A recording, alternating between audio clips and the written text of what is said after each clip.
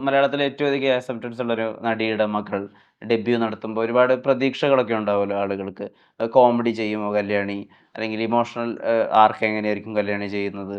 അല്ലെങ്കിൽ കല്യാണി എങ്ങനെയായിരിക്കും നായകനായിട്ടുള്ള chemistry work out ചെയ്യുന്നത്?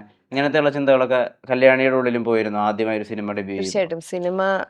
സിനിമ എന്ന് ആഗ്രഹം വെക്കുമ്പോ തന്നെ ഉണ്ടായിരുന്നു. ആ. ആം, ഒന്ന് അത് എന്താ പറയാ നാച്ചുറലാണ്. ആ. ആ. പ്രേക്ഷകരുടെ ഇടയിൽ ബിന്ദു പണിക്കരുടെ മകൾ എന്ന് ആ. പറയുമ്പോൾ ഇപ്പൊ ഒരാളൊരു അഭിപ്രായം അല്ലെങ്കിൽ ക്രിട്ടിസൈസ് ചെയ്യുന്നത് തന്നെ ചിലപ്പോ ഇങ്ങനെയായിരിക്കും. ഉം. ആ അമ്മയുടെ അത്രയും വന്നിട്ടില്ല, ആ. അല്ലെങ്കിൽ ആ. ഓ കുഴപ്പമില്ല, തിരക്കേടില്ല, ആ. അമ്മയുടെ എന്തൊക്കെയോ ഉണ്ട്. ഓക്കെ. ഇപ്പോഴും അമ്മ എന്നുള്ളത് അമ്മയാണ് എന്റെ, ബെഞ്ച് മാർക്ക്. അതെ അതെ, ആ. എന്റെ ലൈഫിന്റെ ഒരു ഭാഗമാണ്. ആ. ഉം. അപ്പൊ ഞാൻ വിചാരിക്കുന്നത് ചെയ്യുമ്പോ മോശമില്ല. ഉം.